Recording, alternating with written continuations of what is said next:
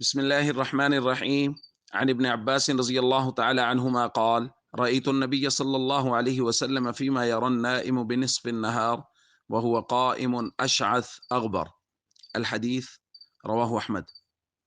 ابن عباس رضی اللہ تعالیٰ عنہما بیان فرماتے ہیں کہ میں نے دوپہر کے وقت خواب دیکھا، نبی کریم صلی اللہ علیہ وسلم کھڑے تھے اور آپ صلی اللہ علیہ وسلم کے سر کے بال بکھرے ہوئے اور غبار آلود ہیں۔ بیدہ قارورۃ، فرماتے ہیں حضور کے ہاتھ میں ایک بوتل ہے، فیہا دمن، اور اس کے اندر خون ہے۔ فقلت بابی انت و امی یا رسول اللہ، میں نے عرض کیا یا رسول اللہ میرے ماں باپ آپ پر قربان ہو جائیں۔ ما ھذا، یہ کیا ہے؟ قال، حضور نے فرمایا ھذا دم الحسین و اصحابہ، یہ حسین اور ان کے ساتھیوں کا خون ہے۔ فلم ازل التقطہ منذ اليوم، اور میں آج کے دن اس کو جمع کر رہا ہوں۔ فاحصینا ذلک اليوم، ابن عباس رضی اللہ تعالیٰ عنہ فرماتے ہیں کہ ہم نے اس دن کا اندازہ لگایا۔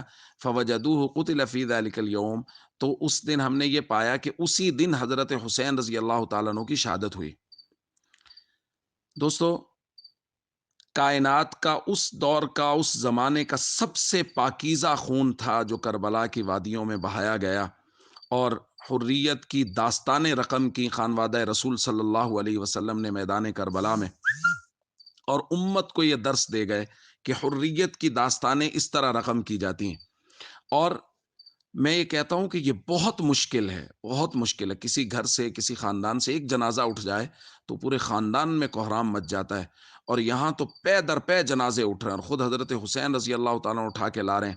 8 بھائیوں کے جنازے اٹھائے، بھتیجوں کے جنازے اٹھائے، بیٹوں کے جنازے اٹھا رہے ہیں۔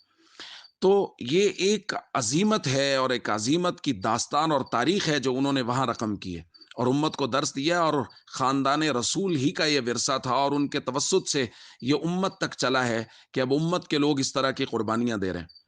اور یہاں میں یہ بات ضرور افسوس کے ساتھ کرنا چاہوں گا کہ کچھ کہانی باز لوگوں نے اس خاندان کے ساتھ ایسی چیزیں منسوب کی ہیں جن کا ان سے دور دور کا کوئی تعلق نہیں ہے، کہ خاندان رسول صلی اللہ علیہ وسلم کی خواتین وہ سر سے دوپٹے اتار کے اور واویلا کرتی ہیں اور ماتم کرتی ہوئے میدان کربلا میں نکل آئیں کہ ہمارے مردوں کو شہید کر دیا گیا ہے۔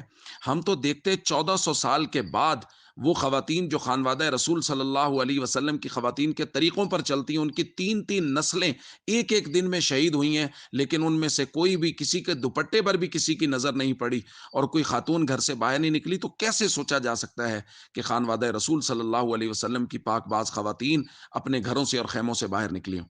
اس لیے جو لوگ اس طرح کی باتیں کرتے ہیں اور ایسی چیزیں منسوب کرتے ہیں خانوادہ رسول کی طرف جو ان کے شایان شان نہیں ہیں، ان کے لائق نہیں ہیں، ان لوگوں کی بات قطعا نہ سنیں، اور ہمیشہ اپنے جذبات کو اس بات پہ قائم رکھیں کہ جب دین اسلام کو ضرورت ہو، ہم اپنی اولادوں کی قربانی دینے کے لیے ہمیشہ تیار رہیں۔ السلام علیکم ورحمۃ اللہ وبرکاتہ۔